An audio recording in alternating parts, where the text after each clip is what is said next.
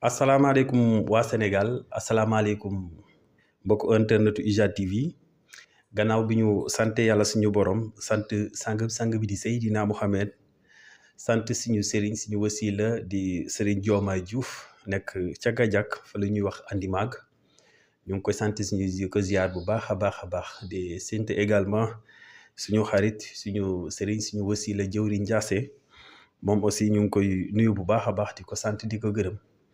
di sant waa Sénégal yëpp di sant Sëñ Muntaxa Bachir di ko ñaanal gudd fan ak wér-gu-yaram di ñaan yàlla suñu borom mu bàyyil ñu ko suñu kanam ay ati at wax dëgg yàlla Mbacke balaa yi sa dund amal nañu solo amal na àddina solo aussi donc mbokk yi dañ leen di sant rek di leen gërëm di ñëw ak yéen ci seen émission sama réew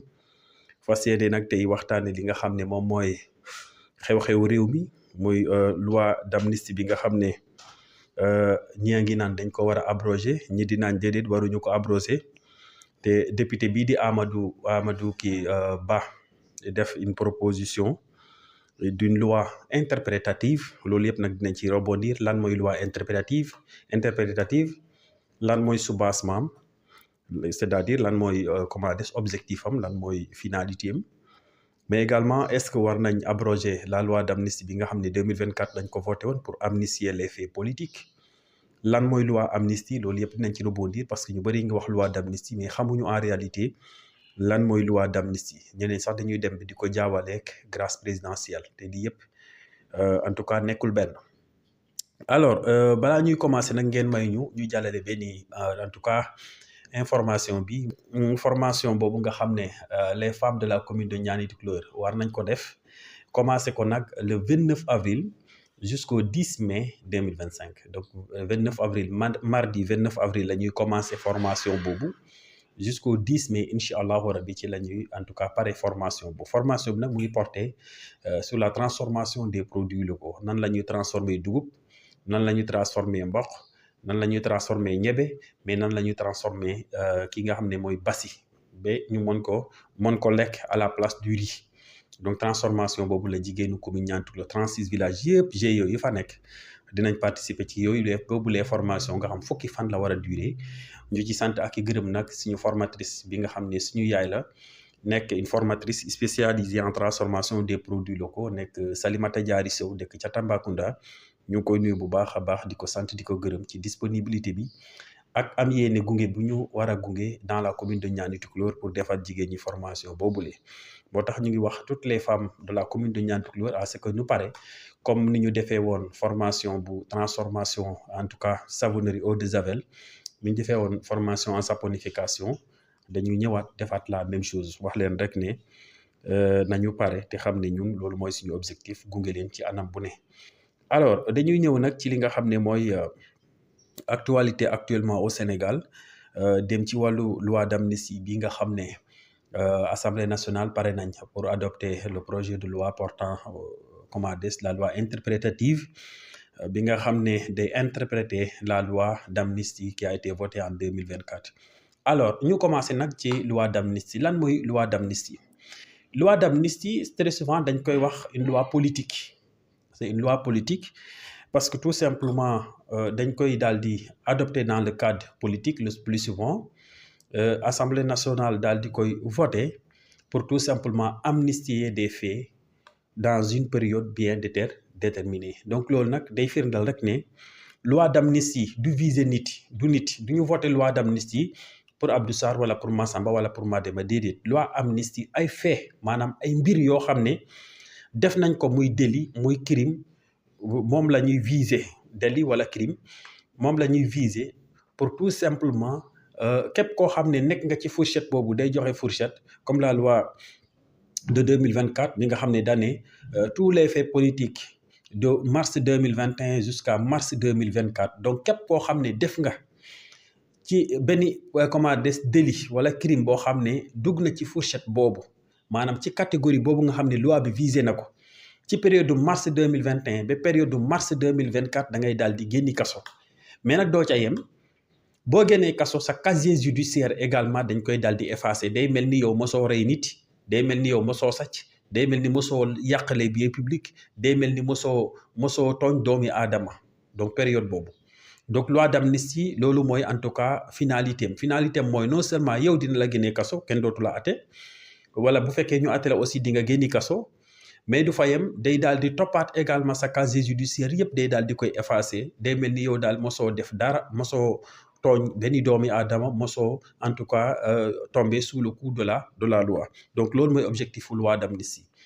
donc par contre grâce présidentielle day viser nit lay viser. Et je donne l'exemple du cas de Khalifa Sall et le président Macky Sall. Je donne également l'exemple du cas Karim Wade avec le président Macky Sall da ko gracier woon. donc Karim Wade dafa nekkoon di purger peine ate woon nañ ko ci la président de la République daal di génnee décret génnee ko prison. maintenant grâce présidentielle ci génnee nit kaso fa la mën a yem mënul effacer casier judiciaire am donc charge yi nga xam ne nit ki condamné nañ ko. ba charge yooyu ñëwoon ñu ne ko Abdou Sarr yow yaa def lii yaa def lële yaa def lii donc charge yooyu boo demee sama casier judiciaire da nga ko fay fekk donc le président de la République la seule chose qu'il peut faire c'est de sortir le prisonnier de sa cellule mais pas effacer en tout cas les faits qui lui ont été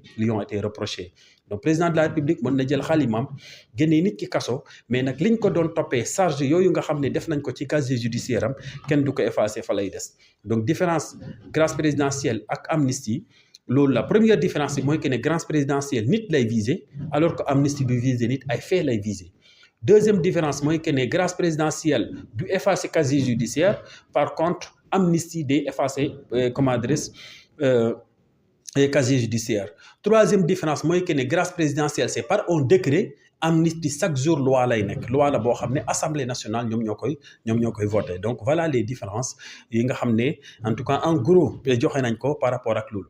alors bu ñu demee nag ba mars 2021 ba 2024 ngeen gis ne nag am na ay manifestations yu bëri am ay dégâts matériels am ay perte en vie humaine am ay gaañu am ay yàqu-yàqu ci côté yu ne état du Sénégal perte de ay milliards ay doomu Sénégal gaañu ci ay doomu Sénégal ñàkk ci seeni bakkan ainsi de suite. ci kaw loolu nag ci lañ waxoon ne président Macky Sall defoon la proposition pour que ñu amnistier fait yooyu yëpp mën a am li nga xam ne moom mooy reconstruction ou bien nañ lañ koy waxati sax mooy jubóo national lépp mën a apaiser wu nit ñi mën a dellu ci ay seeni activité. donc loolu moo taxoon ñu voté loi boo def proposition boobu daal di voté loi boobu. alors bu ñu voté loi boobu mars 2020 commencé en 2024 ñu ñëw ba nguur bi nga xam ne toog nañ daal di am initiative ne dañuy proposer une loi interprétative pour interpréter la loi qui a été votée en 2024. loolu aussi dañ ciy rebondir à quoi consiste une loi interprétative. ñu rappeler leen rek ne la loi n'a point d'effet rétroactif maanaam loi amul tànk ginnaaw loi du arrière ci kanam rek lay dox dem. alors loi interprétative bokk ci exception yi maanaam exception la sur le principe de non rétroactivité de la loi donc exception la. loi interprétative donc mooy lan mooy loi boo xam ne dañ koy voter pour mu interpréter loi boo xam ne voté woon nañ ko ba mu nekk en vigueur day ñëw pour interpréter ko. lan moo tax mu koy interpréter daf koy interpréter parce que tout simplement cette loi qui a été votée n'est pas du tout claire aux yeux du juge.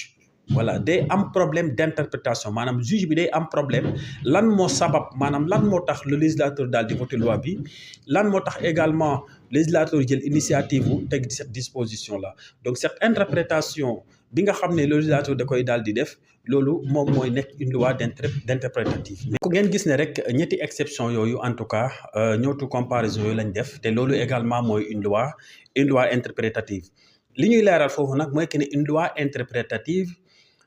bokkul ak abrogation de la loi. boo voté une loi interprétative la loi est là pour interpréter la loi qui a été déjà votée mais du ko abroger.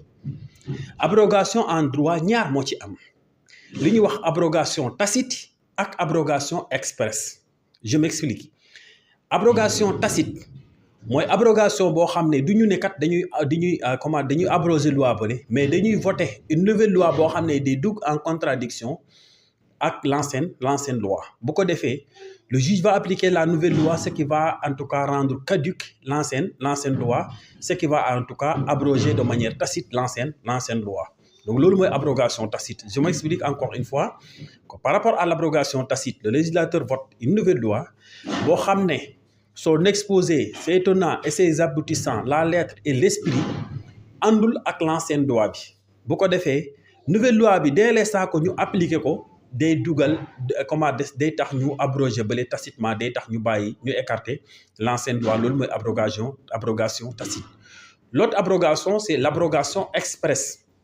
Abrogation expresse mooy que ne lan mooy le législateur les députés votent une loi ñu wax ne loi bii nga xam ne kat voté nañ ko dañ ko voté pour rek mu abroger loi bi nga xam ne moom moo fi nekkoon di wax ci lii di def ci délai ainsi de suite. Je donne l'exemple de la loi portant sur la peine de mort. Donc peine de mort boobu en 2005 législateur dafa voté une nouvelle loi abroger la peine de mort ba pare teg peine capitale. Jusqu'en 2005 ku reyoon nit au Sénégal dañ la waroon rey mais après le législateur a voté une loi di désormais ku rey nit léegi dootuñ la rey mais mën lañ la tëj kaso bi giiru dund loolu la ñuy wax peine capitale. Loi boobu moo ko remplace dañ koo dindi complètement remplacer ko par la peine capitale loolu mooy abrogation express. Mais au-delà de ces deux lois leen rek moo tax duñ ko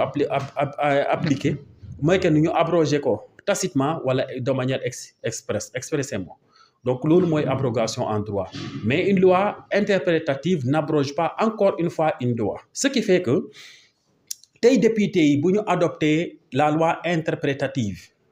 bu ñu ko adopté à l'Assemblée nationale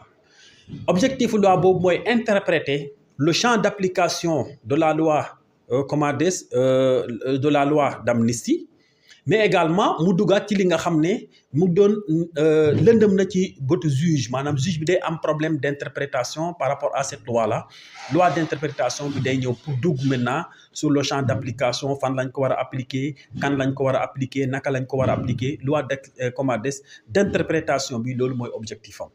mais terewul jusqu'à présent la loi d'amnistie restera en vigueur. Voilà, la loi d'amnistie restera encore une fois en vigueur. Donc loolu mooy li nga xam ne mooy leeral yi nga xam ne war nañ ko indi balaa ñu dugg nag dans le cadre politique wala parce que fii may wax nii li ma doon wax yëpp c'est dans le cadre juridique ce qui n'a rien à voir maintenant avec le cadre politique parce que ñu bëri dañuy def des interprétations purement politiques en disant tout simplement que cette loi doit être abrogée parce que premier ministre moo ko fi waxoon moo ne woon suñu toogee dinañ daal di loi boobu et ainsi de suite. Ça c'est en tout cas position purement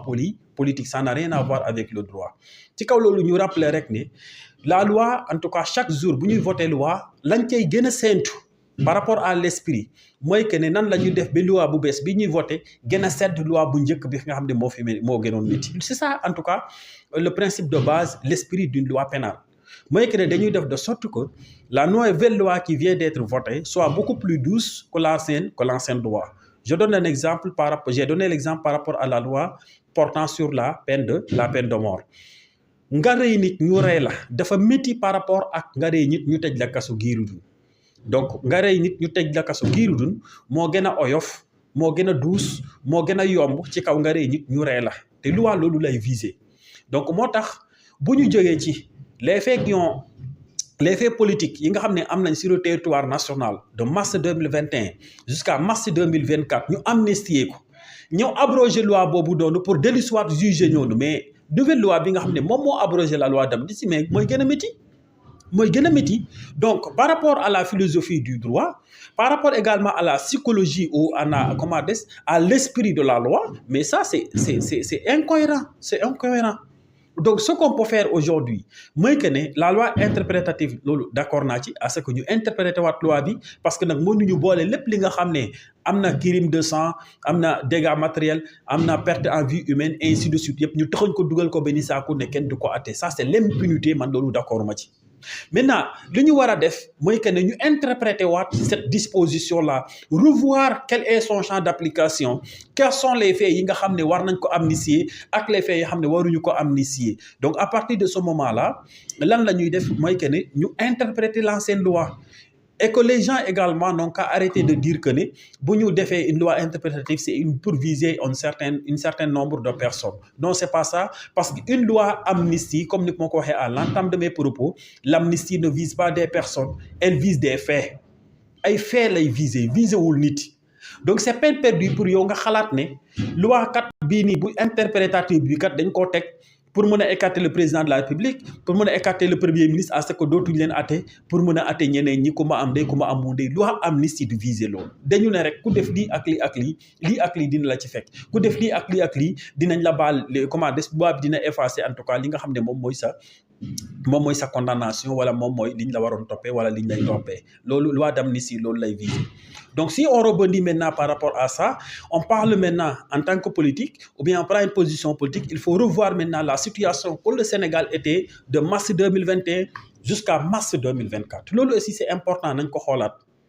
Mars 2021 ba mars 2024 Sénégal fan la nekkoon ak ci lan la nekkoon situation yu métti dégâts matériels perte en vie humaine donc loolu yaakaar naa ne buñ ca tolloo apaisement am parce que voté nañ loi d'amnistie bi libérer les prisons ñu bëri yoo xam ne tëddoon nañ leen par rapport à ces manifestations là ñu libérer leen je pense que bu ñëwee ba tey ñu ne ñooñu nga xam ne delloo libérer nañ leen ñu dellu ci seen i njaboot libéré nañ leen ñu dellu ci seen i bërëbu liggéeykaay nañ leen jëlaat ñu dugal leen ci kaso yi atte leen là je pense que pour man loolu indiwul li nga xam ne moom mooy cohésion sociale. Donc aujourd'hui c'est vrai que l'impunité c'est pas bon c'est vrai que nit ku nekk bu ñu reyee say nit da nga war a xam kan moo ko rey bu ñu yàqee sa bagage da nga war a xam kan moo ko yàq mais dama ne loolu également ne fait pas revenir li nga xam ne Sénégal ñàkk na ko. Donc ce qu'on peut faire aujourd'hui mooy li ma waxoon rek président Bassirou Diomaye bu mu toogee la première des choses mu waroon def mooy woote un dialogue national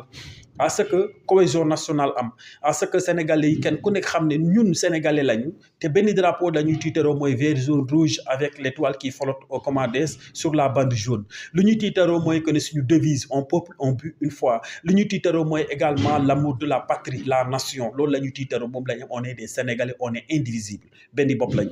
Alors bu wootee dialogue national boobu ça va lui permettre de faire un discours masawu ñi nga xam ne ñàkk nañ seeni matériel jaale ñi nga xam ne seen famille ñi nga xam ne ñàkk nañ seeni bakkan mais également mu xool nan day def ba gunge famille yooyu gunge ñi nga xam ne également ñàkk nañ seen alal avant même de parler de l'abrogation de la loi d'une loi interprétative c'était le premier pas du président de la République. Maintenant defuñu ko on est arrivé là à mon avis éliminer abroger la loi d'amnistie day gën a indi toole chaque jour nit ñi di dootuñ liggéey dañuy xëy di dem tribunal di déposer ay plainte naan diw mii gisoon naa ko sama caméra de surveillance a ngi nii et lan mooy authentifier maintenant ces caméras de surveillance nan ngay def ba xam ne Abdou Sarr moo yàqoon sa magasin nan ngay def ba xam ne loolu je pense que c'est un travail énorme te liñ ci war a def yëpp duñ ko def il y aura forcément des personnes lésées dina am ay nit yoo xam ne dinañ tollu fële kat dinañu jooy guddeeg bëccëg parce que dinañ bëgg ñu defal leen justice et en réalité la justice ne pourra pas faire comme il le faut son travail parce que les moyens de preuve feront défaut. Donc là je pense que il est temps ñu réfléchir ci donc tirer seen kaw dégg nañ ko ay Badara Gadiaga ñoom ñëpp xataraayu naan dañoo war a abroger parce que ñoo ko waxoon on est parfaitement d'accord grand peut-être ñoo ko waxoon war nañ ko abroger mais il faudra maintenant réfléchir ci bu ñu abroger cette loi d'amnistie quelles seront les conséquences ci ndoddu Sénégalais yi quelles seront les conséquences par rapport à la cohésion nationale mais quelles seront les conséquences juridiques yi nga xam ne le juge lui-même aura même des problèmes pour atte mais également le procureur qui est le maître des poursuites aura des problèmes par rapport à la mise en œuvre des preuves mais également par rapport à la mise en œuvre des poursuites loolu yëpp dina nekk ay problèmes indi ay tooli donc ñun li ñu gis mooy que ne loi d'amnistie bi nañ ko bàyyi fu mu nekk loi interprétée on est parfaitement d'accord war nañ interpréter ba xam quels sont les tenants quels sont les aboutissants quel est le champ d'application de la loi qu'est-ce qu'on doit amnistier qu'est-ce qu'on ne doit pas amnistier là on est parfaitement d'accord mais abroger la loi totalement loolu day indiwaat tolle day indiwaat jaxasoo te Sénégal suñu réew la on n'a qu'à défendre la République on n'a qu'à défendre l'état de droit mais également nañu def lépp ba sàmm suñu cohésion nationale parce que loolu la ñu am te réew yëpp loolu la ñu nawee donc aujourd'hui je pense que war nañ di jël position di opposer wala leneen mais quoi qu'on puisse dire quoi qu'on puisse faire on doit également penser war nañ xalaat profondément lan mooy aboutissement en tout cas li nga xam ne moom mooy les faits yi nga xam ne présenté wu nañ si ñu kanam ba tax na rek loolu lu war a bàyyi xel ñu ngi leen di santaat bu baax leen wax rek ne question wala lépp lu moti rek ñaan lañ leen ngeen def ko ci commentaire yi bu ko defee rek ñu rebondir ci parce que tout simplement nous on est sénégalais et on aime profondément ce pays ça ne veut pas dire pour autant que ñoo ëpp xam-xam moo tax ñu indi leeral yi déedéet waxuñu loolu ça ne veut pas dire pour autant que li ñuy wax amul erreur wala amul loo xam ne war nañ ko wax te waruñ ko waxee noonu waxuñu loolu dañoo wax rek li nga xam ne mooy suñu xalaat dañoo wax rek li nga xam ne suñu xalaat ak suñu xam-xam màcc na ci loolu bu fekkee ne nag am na keneen koo xam ne xam-xamam ak xalaatam raw na suñu bos ñu ngi koy ñaan ngir yàlla ak weeru koor bi mu defal ni ko ci commentaire bi bu ko defee ñun aussi ñu jàng parce que ay ndaw lañu te ci yoonu njàng lañ nekk ñu ngi leen di sant bu baax di leen gërëm di ñaan yàlla suñu borom li nga xam ne mooy koor gi ñu nekk mu nangul ñu ko te di wax rek ne na président Bassirou Diomaye Diakhar Faye jàppale ñi nga xam ne seen matériel yàqu woon na ci en tout cas manifestation yooyu le xoolaat nan lay def pour soutenir également les familles yi nga xam ne seen doom ñàkk nañ seen bakkan ci manifestation boobule bu ko defee rek li nga xam ne moom mooy cohésion nationale li nga xam ne moom mooy stabilité nationale mën a am mën a assuré wu di leen santaat bu baax di leen gërëm di leen ñaanal jàmm di ko sàkku ci yéen di wax rek ne képp koo xam ne sénégalais nga ngay vie de l'extérieur ñu ngi lay ñaanal fi nga nekk yàlla suñu borom fekk la fa wasaare warsak ci say loxo ba li nga xam ne moo tax nga génn jom boobu nga am